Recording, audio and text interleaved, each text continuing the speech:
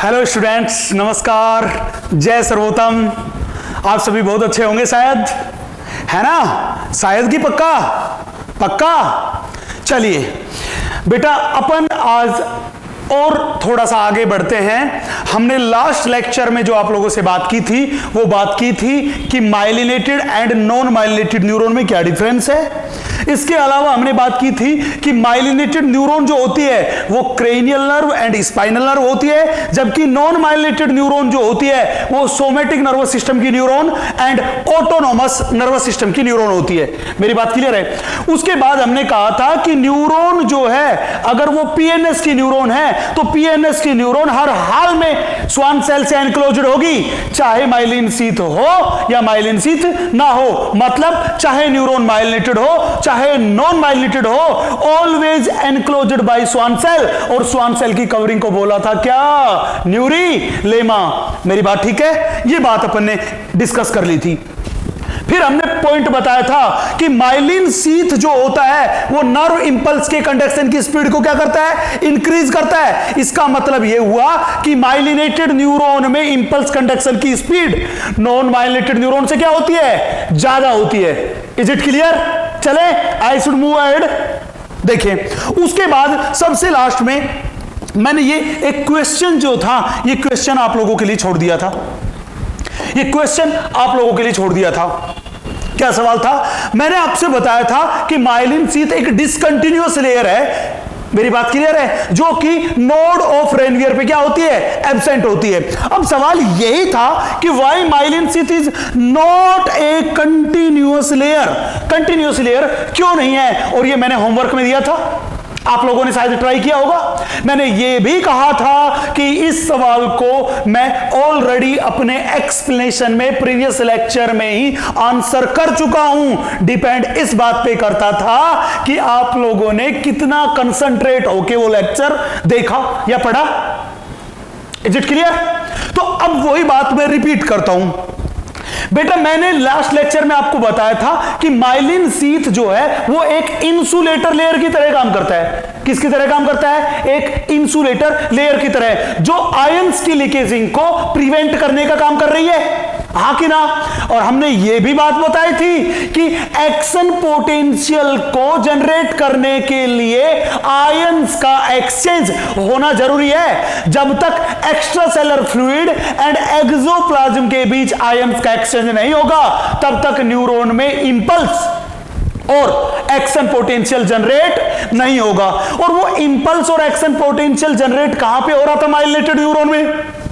ऐसी जगह जहां माइलिन शीथ एब्सेंट था, और myelin sheath absent eight node of Ranvier only. Is it clear? जब नोड ऑफ रेनवियर पे माइलिन शीथ नहीं था तो आयंस के एक्सचेंज की साइट जो थी वो क्या थी? Node of Ranvier. Means action potential develop हो रहा था नोड ऑफ रेनवियर पे। एक नोड ऑफ रेनवियर पे डेवलप हुआ, वहां से जंप करके गया दूसरे नोड ऑफ रेनवियर पे, वहां से जंप करके गया तीसरे नोड ऑफ रेनवियर पे।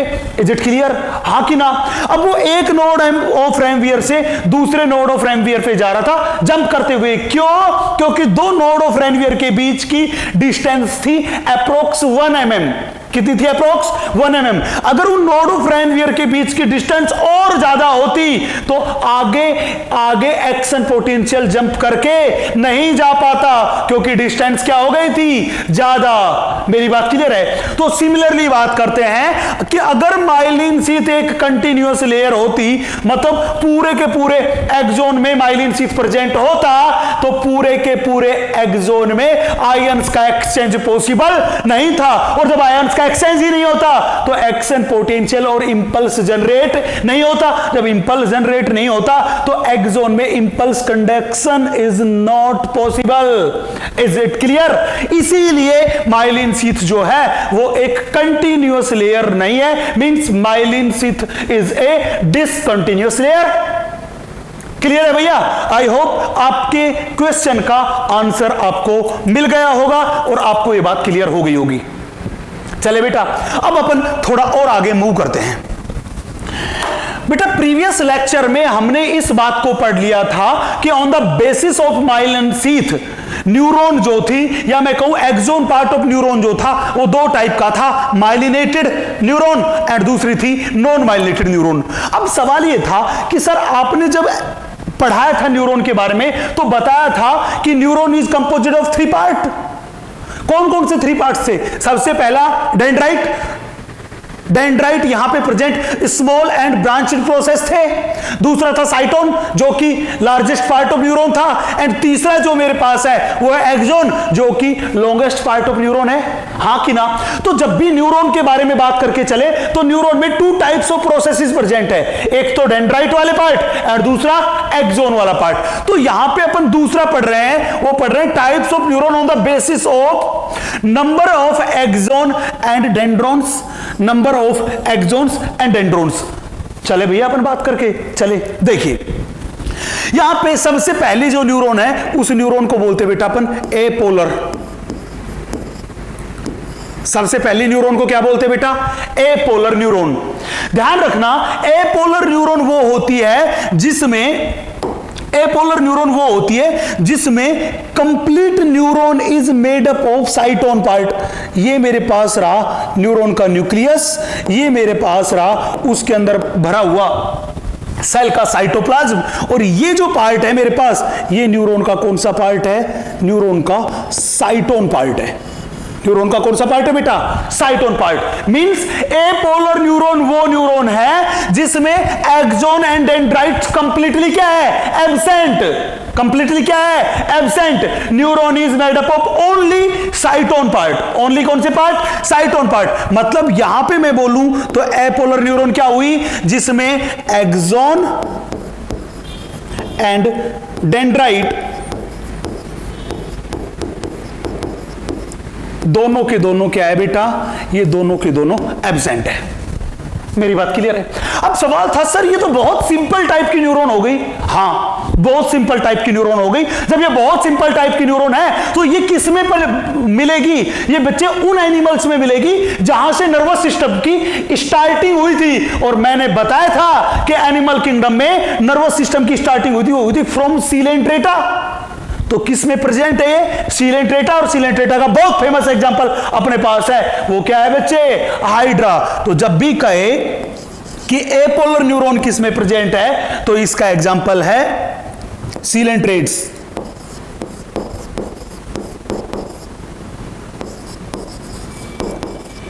किस में प्रेजेंट है? सीलेंट्रेट्स। और सीलेंट्रेट्स का बहुत फेमस एग्जांपल हमने बोला अपने पास क्या है बच्चे? हाइड्रा। चले भैया अपन आगे, यहां तक की मेरी बात क्लियर है? ठीक है। नेक्स्ट दूसरी जो न्यूरॉन है मेरे पास, उस दूसरी न्यूरॉन को हम बोल के चलते बेटा यूनिपोलर।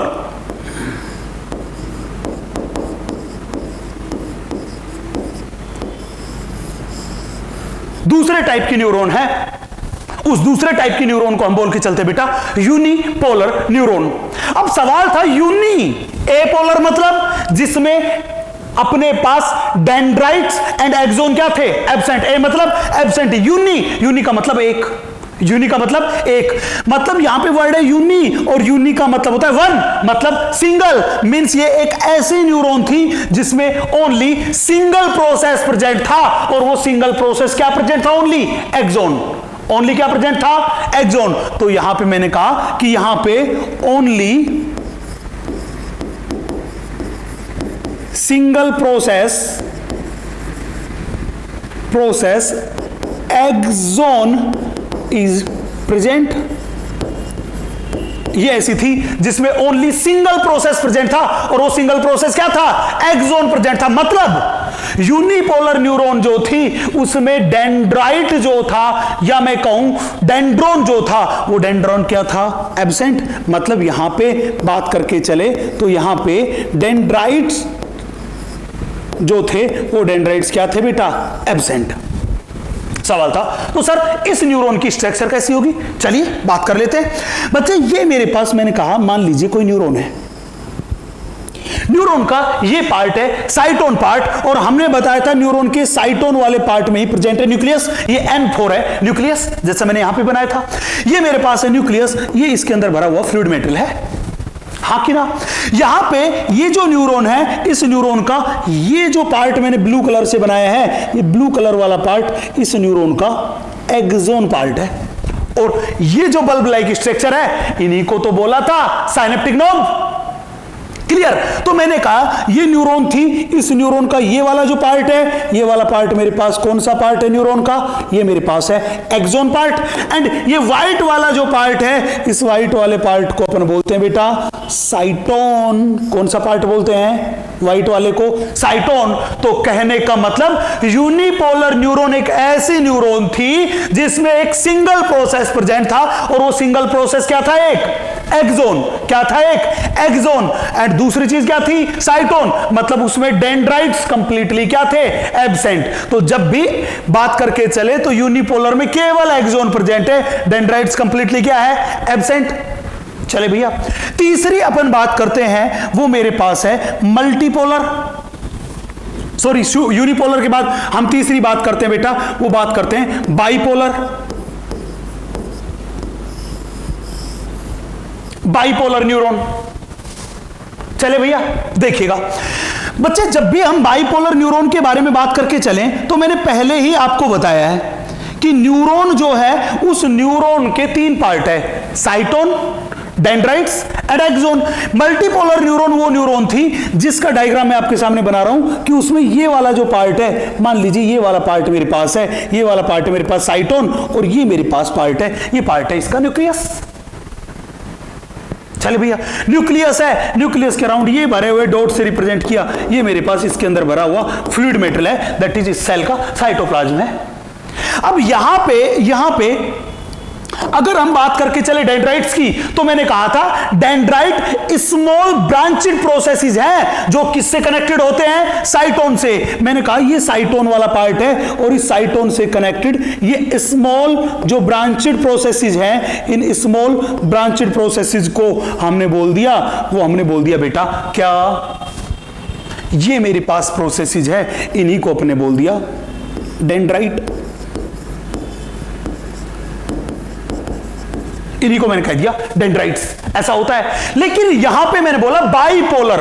बच्चे यहां बाई वर्ड का मतलब होता है टू। बाई वर्ड का मतलब क्या होता है? टू। मतलब ये एक ऐसी न्यूरॉन है जिसमें केवल कितने प्रोसेस होंगे? इसमें केवल दो प्रोसेस होंगे, दो में से एक तो एक्सोन और एक डेंड्रोन। यहां पे मैंने खूब सारे डेंड्राइट्स बनाए, तो यहां पे क्या खूब सारे डेंड्राइट्स हो सकते हैं? नहीं हो सकते। अगर खूब सारे डेंड्राइट होते तो उसको बाइपोलर नहीं बोलता, उसको मैं बोलता मल्टीपोलर। ध्यान रखना कि किसी भी न्यूरॉन में नंबर ऑफ डेंड्राइट्स जो होते हैं वो तो बहुत सारे होते हैं, लेकिन एक्सोन केवल और केवल क्या होता है? एक। इसलिए मैं कह दूं कि अगर डायग्राम ऐसा बना देता तो इसमें खूब सारे डेंड्राइट होते, तो ये कैसी न्यूरॉन बन जाती है अपने पास? मल्टीपोलर। लेकिन मुझे जो बात करनी है वो मुझे बात केवल और केवल किसके बारे में करनी है बेटा? मुझे करनी है केवल बाइपोलर के बारे में। और बाइपोलर न्यूरॉन वो थी जिसमें केवल और केवल एक डेंड्राइट प्रेजेंट है एंड एक क्या प्रेजेंट है? एक्सोन। इसलिए टोटल नंबर ऑफ प्रोसेसेस कितने हुए? दो। तो ये मेरे पास हुए डेंड्राइट्स। और ये डेंड्राइट्स कितना है? मैंने कहा ये अपने पास है सिंगल। कितना है? सिंगल। ये व्हाइट कलर वाला जो पार्ट है, ये व्हाइट कलर वाला पार्ट इस न्यूरॉन का साइटोन है। इस न्यूरॉन का कौन सा पार्ट है बेटा? साइटोन। तीसरा अगर बात करके चलें तो न्यूरॉन का पार्ट है एक्सोन। ये लीजिए, ये मेरे पास है न्यूरॉन का थर्ड वाला पार्ट जिसको मैं कहता हूं एक्सोन। मैंने कहा न्यूरॉन अपने पास चाहे यूनिपोलर हो, चाहे मल्टीपोलर हो, चाहे बाइपोलर हो, हर एक न्यूरॉन में नंबर ऑफ एक्सोन कितना होगा? ऑलवेज 1। ये मेरे पास जो पार्ट है ये मेरे पास है एक्सोन। और ये एक्सोन जो होता है ये भी कैसा होता है बेटा? मैंने कहा ये भी होता है एक, दैट इज सिंगल। हाँ कि ना? अब सवाल है सर, जैसा आपने यहां पे बताया, क्या बताया कि एपोलर न्यूरॉन सबसे सिंपल टाइप की न्यूरॉन है जो प्रेजेंट है हाइड्रा और फाइलम सिलेंट्रेटा के मेंबर में। अब इनमें से बताइए कि यूनिपोलर बाइपोलर न्यूरॉन कहां प्रेजेंट है? बच्चे देखिए, जब भी हम बात करके चले ह्यूमन बीइंग में, तो ह्यूमन बीइंग में एम्ब्रियोनिक स्टेज में जो भी न्यूरॉन प्रेजेंट है वो सारी की सारी कैसी है? Unipolar neuron. कैसी न्यूरॉन है? Unipolar neuron. तो जब भी यूनिपोलर न्यूरॉन के एग्जांपल के बारे में बात करके चलूं तो किसमें प्रेजेंट है? Found during embryonic stage. कब प्रेजेंट है बेटा? मैंने लिखा फाउंड ड्यूरिंग एम्ब्रियोनिक स्टेज। वो कौन सी थी? यूनिपोलर। जब भी बात करके चले बाइपोलर न्यूरॉन के बारे में, बच्चे जब आप आइज पढ़ेंगे तो पढ़ेंगे कि आइज के रेटिना में जो न्यूरॉन प्रेजेंट है वो कैसी न्यूरॉन है? बाइपोलर न्यूरॉन है। जब आप ईयर के बारे में पढ़ेंगे तो आप कहेंगे कि ईयर में जो स्टैटो अकूस्टिक जो नर्व है वो कैसी है? बाइपोलर नर्व है। जब आप ओल्फैक्टरी एपिथेलियम के बारे में पढ़ेंगे तो वहां पे भी कैसी न्यूरॉन के बारे में पढ़ेंगे? बाइपोलर के बारे में। तो जब भी बाइपोलर का अगर हमें एग्जांपल लेना हो तो मैंने कहा ये किसमें प्रेजेंट है? रेटिना ऑफ आइज में। ये प्रेजेंट है बेटा अपने पास रेटिना ऑफ आइज में। चले भैया, यहां तक की बात क्लियर है। अब हमने बात की यहां पे, वो बात की आपके सामने, वो बात की यहां पे बाइपोलर न्यूरॉन के बारे में। किसके बारे में बात की बच्चे? वो हमने बात की आपसे बाइपोलर न्यूरॉन के बारे में। बाइपोलर न्यूरॉन के बाद जो यहां पे थर्ड टाइप की न्यूरॉन है, उस थर्ड टाइप की न्यूरॉन को अपन बोलते हैं बेटा मल्टीपोलर न्यूरॉन।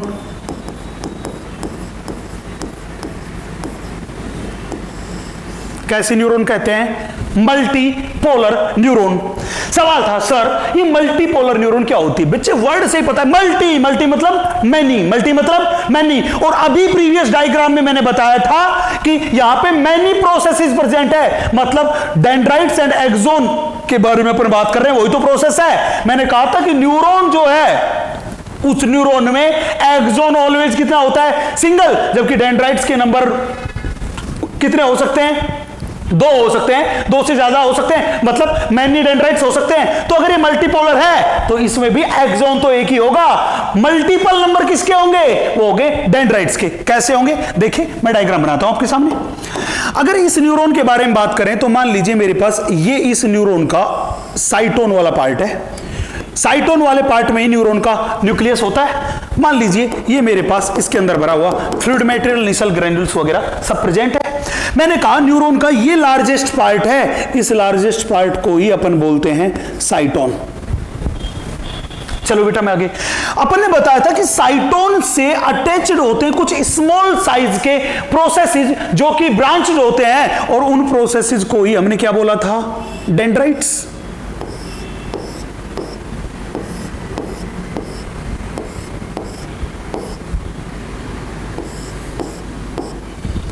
उन प्रोसेसेस को क्या बोला था? डेंड्राइट्स। मैंने पिछली स्लाइड में बात की कि यहां पे थी बाइपोलर। बाइपोलर में कितने प्रोसेस? 2।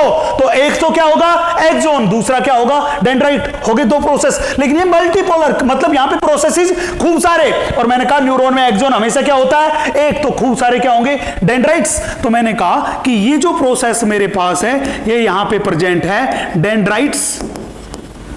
और ये डेंड्राइट्स जो होते हैं ये होते हैं मोर देन 2। मैं सीधी लैंग्वेज में बोलूं कि ये प्रेजेंट है मैनी। चले यहां पे दूसरा जो लॉन्ग साइज का प्रोसेस है, उस लॉन्ग साइज के प्रोसेस को अपन कहते हैं बेटा एक्सोन। हमने मान लिया ये मेरे पास जो पार्ट है, इस पार्ट को हमने कह दिया ये मेरे पास है एक्सोन। आपको बता दूं कि एक्सोन जो है वो अगर न्यूरॉन में है तो वो हमेशा कैसा होगा? सिंगल। तो मैंने कहा कि ये जो एक्सोन है ये केवल एक होता है, दैट इज ये मेरे पास है सिंगल। चले भैया अब सवाल था सर आप ये बताइए कि मल्टीपोलर न्यूरॉन जो होती है वो मल्टीपोलर न्यूरॉन किस में प्रेजेंट होती है? बेटा अगर इस मल्टीपोलर न्यूरॉन के अपन एग्जाम्पल के बारे में बात करेंगे कि मल्टीपोलर न्यूरॉन किस में प्रेजेंट है, तो ध्यान रखना ह्यूमन बीइंग की बॉडी की मोस्टली न्यूरॉन जो होती है वो कैसी होती है? मल्टीपोलर। तो मैं एग्जाम्पल लिख दूं, mostly neurons of human body कैसी है बच्चे वो? मल्टीपोलर। सबसे लास्ट में मैं बात करता हूं अंतिम टाइप की न्यूरॉन के बारे में, जिसको हम बोल के चलते हैं स्यूडो यूनिपोलर, जिसको हम बोलते हैं स्यूडो यूनिपोलर। मतलब इसको कहा है स्यूडो, और स्यूडो वर्ड का मतलब होता है फॉल्स, जिसका मतलब होता है फॉल्स। यूनिपोलर जिसमें एक प्रोसेस प्रेजेंट हो, हाँ कि ना, मतलब ये फॉल्स है, ट्रू नहीं है। क्यों बच्चे? होता यह है कि एम्ब्रियोनिक स्टेज में हमारी बॉडी में बनती है बाइपोलर न्यूरॉन्स। क्या बनती है? Bipolar neuron. तो इन बाइपोलर न्यूरॉन के ये डेंड्राइट एंड एक्सोन दोनों के दोनों आके आपस में हो जाते हैं फ्यूज, और फ्यूज होके वो एक ही प्रोसेस बना लेते हैं। एग्जैक्टली वो एक प्रोसेस किससे बना है? By the fusion of two processes, that is one dendrite and one axon से। यस की नो? लेकिन अब वो कैसा अपीयर हो रहा है? अब वो केवल एक ही अपीयर हो रहा है, और अब उस एक प्रोसेस को हम बोल देते हैं, वो बोल देते हैं बेटा एक्सोन। क्या बोल देते हैं? एक्सोन। तो मैं ये कह दूं कि स्यूडो यूनिपोलर का फॉर्मेशन एम्ब्रियोनिक स्टेज में बाइपोलर न्यूरॉन से होता है। Is it clear? चले, तो अब सवाल था सर इस स्यूडो यूनिपोलर न्यूरॉन जो होती है इसकी स्ट्रक्चर कैसी दिखाई देगी? बच्चे अगर इस न्यूरॉन की स्ट्रक्चर के बारे में बात करके चलें तो आप मान लीजिए मेरे पास ये जो पार्ट है ये इस न्यूरॉन का साइटोन वाला पार्ट है, ये मेरे पास रहा न्यूक्लियस, और यहां पे प्रेजेंट है इसका साइटोप्लाज्म जिसमें सेल ऑर्गेनेल्स प्रेजेंट है। अब इससे प्रेजेंट है अटैच्ड स्ट्रक्चर जो है, अटैच्ड स्ट्रक्चर जो है वो है मेरे पास एक्सोन। ये लीजिए,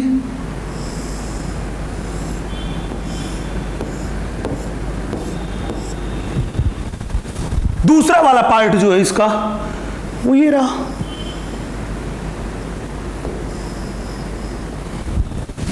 ये जो स्ट्रक्चर है मेरे पास, इस स्ट्रक्चर को अपन बोल के चलते हैं बेटा एक्सोन।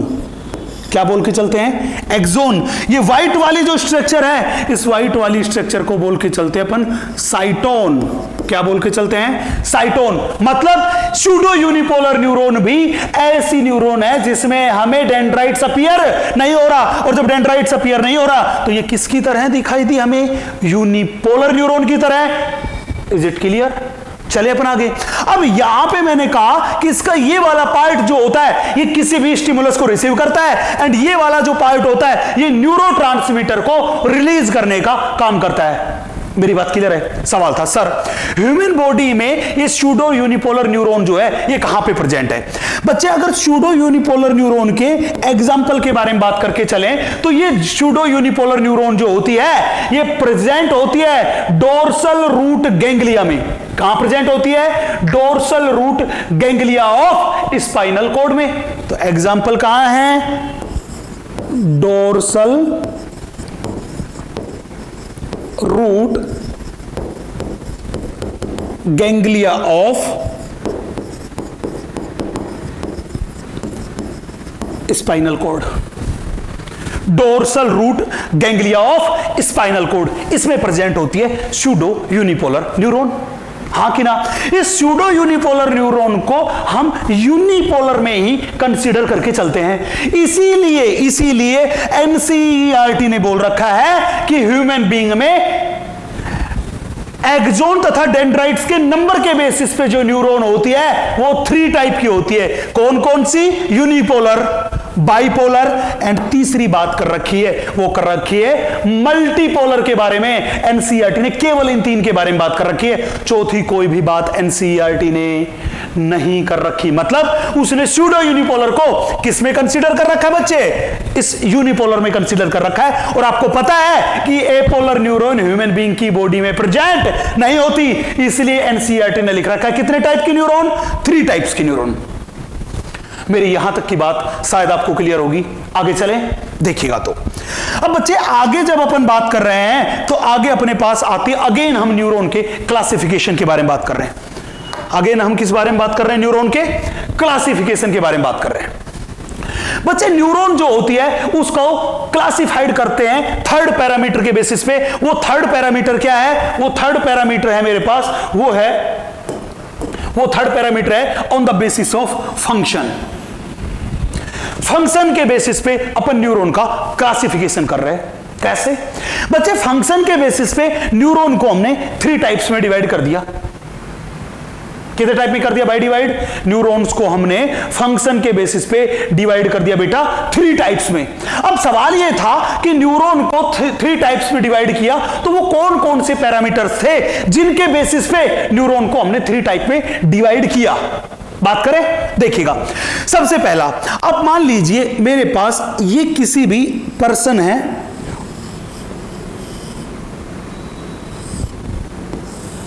ये मेरे पास कोई पर्सन है और उस पर्सन की बॉडी का ये जो वाला पार्ट है ये मेरे पास ब्रेन वाला पार्ट, और ये वाला पार्ट जो है ये मेरे पास मान लीजिए स्पाइनल कोड वाला पार्ट है। मैं सीधी लैंग्वेज में बोलूं, ये मेरे पास है उस पर्सन की बॉडी का सेंट्रल नर्वस सिस्टम। चलो भैया मैं आगे नेक्स्ट। अब मान लीजिए मेरे पास ये जो ऑर्गन मैंने बना रहा है, ये मेरे पास यहां पे प्रेजेंट जो ऑर्गन है वो है सेंसरी ऑर्गन। मेरे पास ये ब्लू वाला जो है ये मेरे पास कोई सेंसरी ऑर्गन है, सेंसरी ऑर्गन है। चले भैया अपन आगे नेक्स्ट। ये सेंसरी ऑर्गन है एंड यहां पे ये जो प्रेजेंट है ये मेरे पास यहां पे प्रेजेंट है, ये मेरे पास है बेटा इफेक्टर ऑर्गन। कौन सा ऑर्गन है? ये मेरे पास है इफेक्टर ऑर्गन। कौन सा ऑर्गन है मेरे पास? Effector organ. होता क्या है? हमको पता है कि कोई भी सेंसरी ऑर्गन होता है उसमें स्किन के नीचे प्रेजेंट होते न्यूरॉन्स। मैंने माना ये स्किन सेंसरी ऑर्गन है और इसके नीचे ये कोई न्यूरॉन प्रेजेंट है। न्यूरॉन का ये वाला जो पार्ट है ये न्यूरॉन का साइटोन वाला पार्ट है। ये रहा न्यूक्लियस और ये रहा उसका साइटोप्लाज्म। हमने बोला एक न्यूरॉन जो होती है बॉडी में मोस्टली न्यूरॉन मल्टीपोलर है, तो ये न्यूरॉन मल्टीपोलर है, ये न्यूरॉन है और मेरे पास ये वाला है, ये इस न्यूरॉन का एक्सोन है और इस एक्सोन का एक्सोन टर्मिनल वाला पार्ट जा रहा है, वो जा रहा है सेंट्रल नर्वस सिस्टम के अंदर। हां कि ना? चलो भैया मैं आगे, चलो मैं आगे। हुआ कैसे बच्चे? हुआ ये कि हमने माना कि अपने पास यहां पे कोई भी स्टिमुलस आया, मेरे पास यहां पे कोई भी स्टिमुलस आया। जब वो स्टिमुलस आया तो ये जो डेंड्राइट थे, इन डेंड्राइट ने उस स्टिमुलस की सेंस को रिसीव किया। मैंने जब न्यूरॉन की स्ट्रक्चर बताई थी तब बताई थी कि डेंड्राइट जो होता है वो किसी भी इंपल्स का कंडक्शन करते हैं, वो करते टुवर्ड्स द साइटोन। इन्होंने इस स्टिमुलस को रिसीव किया और रिसीव करके कहां लेके गए? साइटोन के पास लेके गए। हां कि ना? अब ये साइटोन है, इस साइटोन से ही अटैच्ड है बेटा एक्सोन। क्या अटैच्ड है? एक्सोन। हां कि ना? एक्सोन में मैंने बताया था कि एक्सोन हमेशा इंपल्स का कंडक्शन करता है, वो करता है अवे फ्रॉम द साइटोन, और साइटोन से दूर की तरफ लेके जाएगा तो वो इस इंपल्स को इस डायरेक्शन में लेके जाएगा और ये कहां जाके रिलीज हो जाएगा? छोड़ देगा, वो छोड़ देगा सेंट्रल नर्वस सिस्टम में। कहां छोड़ देगा बेटा? सेंट्रल नर्वस सिस्टम में।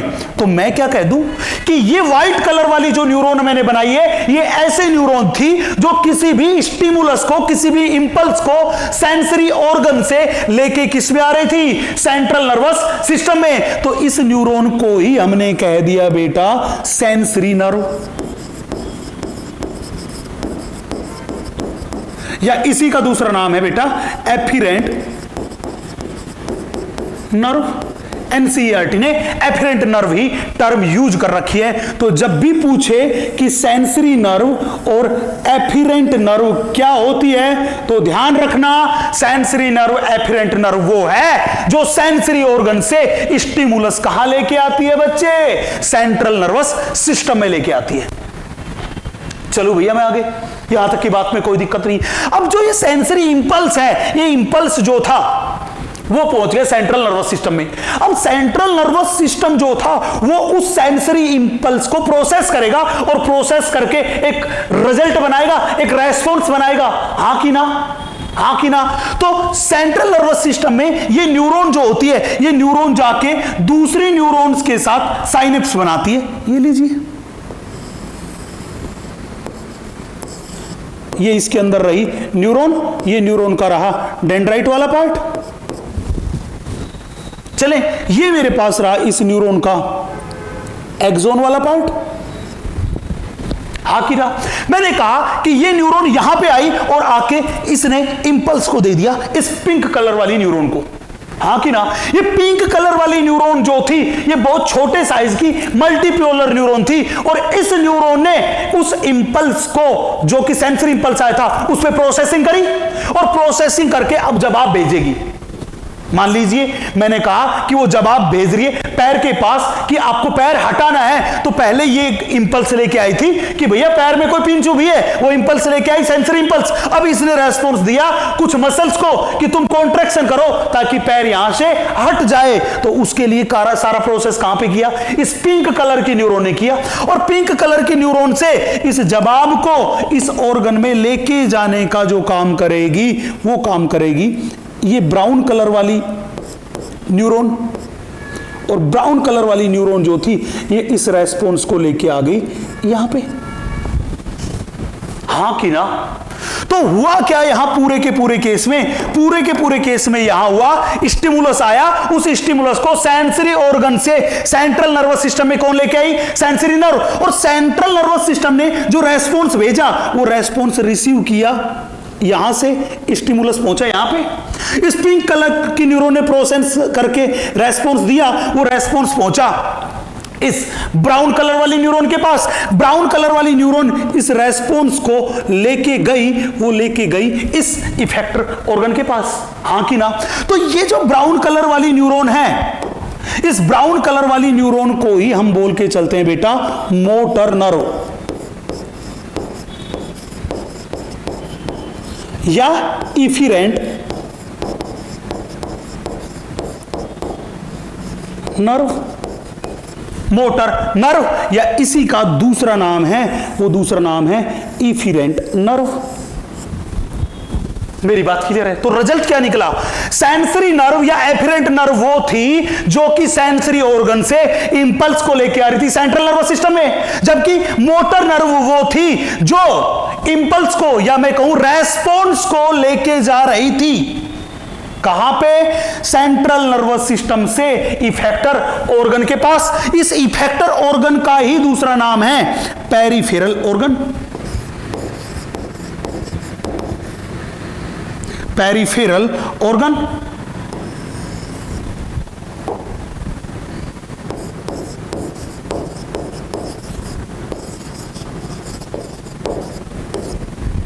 इसी को अपन बोलते हैं पेरिफेरल ऑर्गन। अब सवाल था सर आपने यहां पे बताया जो सेंसरी ऑर्गन से सीएनएस में लेके आती है सेंसरी नर्व, जो सीएनएस से इफेक्टर ऑर्गन में लेके जाती है मोटर नर्व या इफिरेंट नर्व। क्लियर? अब बताइए पिंक कलर वाली न्यूरॉन का क्या काम है यहां पे? इस पिंक कलर वाली न्यूरॉन का बेटा, ये पिंक कलर वाली न्यूरॉन क्या काम कर रही है? ये सेंसरी न्यूरॉन को इस मोटर न्यूरॉन से कनेक्ट करने का काम कर रही है। हाँ कि ना? जब ये दोनों को कनेक्ट कर रही है तो इसीलिए हम इसको कहते हैं inter connecting neuron, inter connecting neuron या एसोसिएशन न्यूरॉन या इंटर न्यूरॉन। फिर ये क्या काम करती है? यहां से कोई इंफॉर्मेशन को रिसीव करती है, रिसीव करके प्रोसेस करती है, देन उसके रिजल्ट को आगे पास करने का काम करती है, मतलब एक रिले की तरह काम करती है, इसलिए इसको बोलते हैं रिले न्यूरॉन। तो मैंने कहा ये मेरे पास हुई इंटर कनेक्टिंग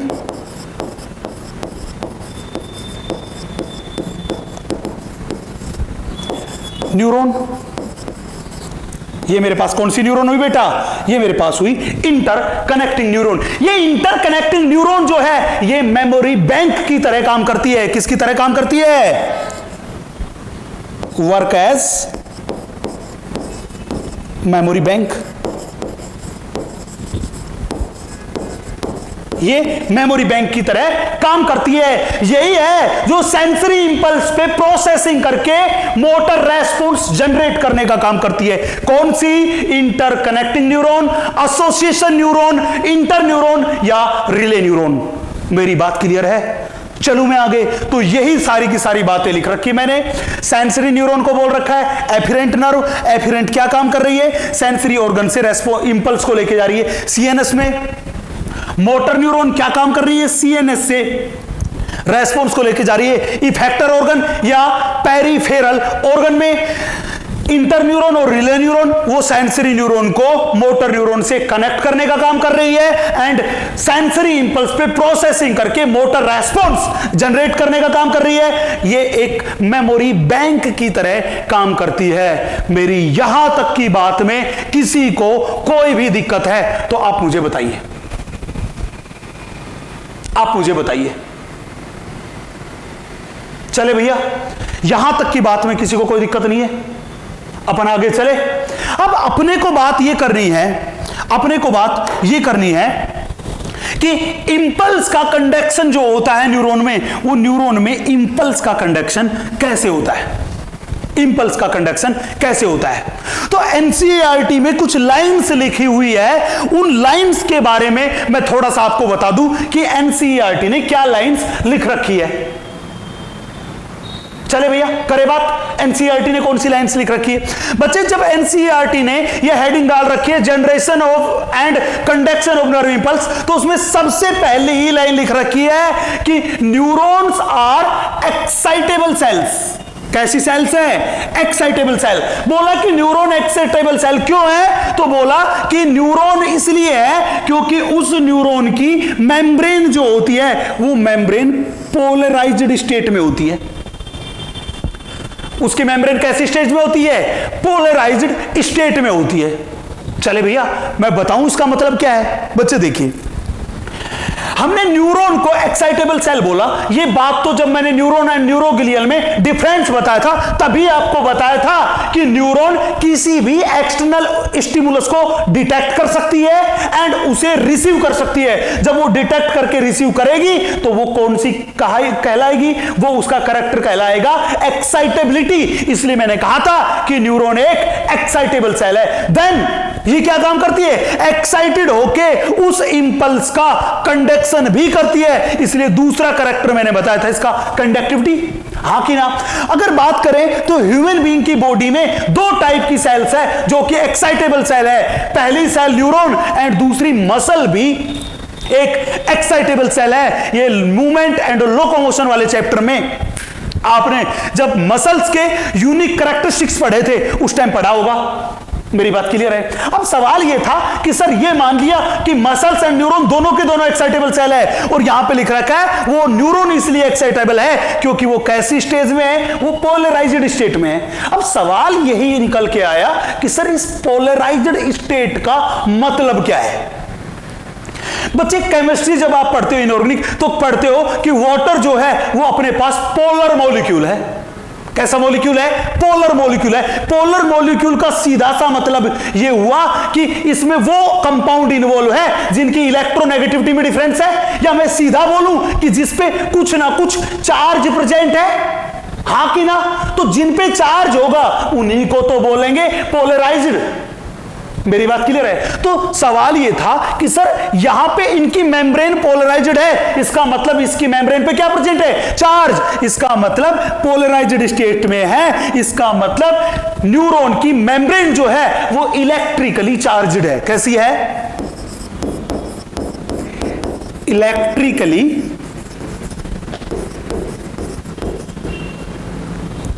इलेक्ट्रिकली चार्ज्ड है।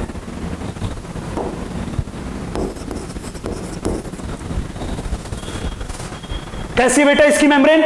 वो मेम्ब्रेन है वो इलेक्ट्रिकली चार्ज्ड है। इसीलिए हमने कहा कि न्यूरॉन कैसी स्टेज में है? पोलराइज्ड स्टेट में। पहली पॉइंट। अब यहां से एक क्वेश्चन निकल के आया। सर अब पहले तो हमें यह बताइए कि न्यूरॉन की मेम्ब्रेन को आपने बोला है कि न्यूरॉन की मेम्ब्रेन है वो इलेक्ट्रिकली चार्ज्ड है, इसीलिए हमने कहा कि न्यूरॉन की मेम्ब्रेन पोलराइज्ड स्टेज में है। और जब न्यूरॉन की मेम्ब्रेन पोलराइज्ड स्टेज में है इसी वजह से न्यूरॉन एक एक्साइटेबल सेल है। मेरी बात क्लियर है? तो सवाल यह आया कि न्यूरॉन की जो मेम्ब्रेन है वो इलेक्ट्रिकली चार्ज्ड क्यों है? क्या ऐसी वजह है जिसकी वजह से उसके दोनों साइड चार्ज प्रेजेंट है? चले, क्वेश्चन नंबर 1 है ये, होल्ड रखिएगा, मैं 1 मिनट में उसको डिस्कस करता हूं। चलो मैं आगे दूसरी बात, दूसरी लाइन को डिस्कस करते हैं। अब बच्चे हमने जब सेल बायोलॉजी में सेल मेम्ब्रेन पढ़ी होगी तो आपने पढ़ा होगा कि सेल की सेल मेम्ब्रेन जो होती है वो सेलेक्टिवली परमिएबल है, मतलब किस आयंस को अंदर आने देना है, किस आयंस को बाहर जाने देना है, वो सेलेक्ट करती है। मेरी बात क्लियर है? अब ध्यान रखना, जब वो सेलेक्टिवली परमेएबल है तो वो केवल एक आयंस की नहीं है, डिफरेंट काइंड्स ऑफ आयंस के लिए सेलेक्टिवली परमेएबल है। जब आयन अंदर और बाहर अलग अलग टाइप के जा रहे हैं तो उन अलग अलग टाइप के आयंस के एक्सचेंज के लिए सेल मेम्ब्रेन में डिफरेंट काइंड्स ऑफ चैनल्स भी तो प्रेजेंट होने चाहिए। यस कि नो? हाँ, तो बस वही बात यहां पे लिखी हुई है। क्या लिखी हुई है? Different types of ion channels are present in the neural membrane. Neural membrane में क्या हर एक सेल की सेल मेम्ब्रेन में ऐसा ही होता है? मेरी बात क्लियर है? नेक्स्ट फिर लिख रखा है these ion channels are selectively permeable. Yes, हमने पहले ही कहा कि ये तो सेल की सेल मेम्ब्रेन का कैरेक्टर है कि सेल की सेल मेम्ब्रेन कैसी होती है बेटा? सेलेक्टिवली परमिएबल, कि किसको जाने देना है और किसको नहीं जाने देना वो उसको सेलेक्ट करके भेज दिए। रैंडमली कोई भी आ जा नहीं सकता। जैसी सेल को रिक्वायरमेंट, केवल उन्हीं आयंस के एक्सचेंज में पार्टिसिपेट करेगी, अदरवाइज किसी भी नए आयंस और अनवांटेड आयंस को एंटर नहीं होने देगी। यही तो बात लिखी हुई है, हाँ कि ना? अब ये सारी की सारी बातें कुछ मोटे मोटे दो टाइप्स के क्वेश्चन हमारे दिमाग में लेके आई। पहला, sir what thing makes neuron membrane electrically charge? पहला सवाल आया। चले, second question come in the mind, sir what type of channels are present in the membrane of axon, that is known as axolemma. तो ये दो type के बहुत बेहतरीन सवाल थे कि कौन सी ऐसी चीज है जो एक्सोलेमा को, एक्सोन की मेम्ब्रेन को पोलराइज्ड स्टेट में रखती है और इलेक्ट्रिकली चार्ज रखती है। सेकंड वन इज कौन कौन से ऐसे चैनल्स हैं मेन जो कि एक्सोन की मेम्ब्रेन में प्रेजेंट है, जिनका एक्सोन की मेम्ब्रेन जो है वो लगातार एक्सचेंज करती रहती है, हां कि ना? इन दो बहुत इंपॉर्टेंट क्वेश्चन का जवाब अपन आगे अगले लेक्चर में देंगे और साथ साथ ये भी पढ़ेंगे कि न्यूरॉन में जब इंपल्स का कंडक्शन होता है तो उसकी कौन कौन सी स्टेजेस हैं, कौन सी स्टेज में क्या चेंज आता है, ये सारी की सारी बात करेंगे बेटा अपन अगले लेक्चर में। तो हम सब लोग मिलते हैं अगले लेक्चर में। तब तक के लिए आप सभी खुश रहें, सुरक्षित रहें। जय Hind. Thank you very much.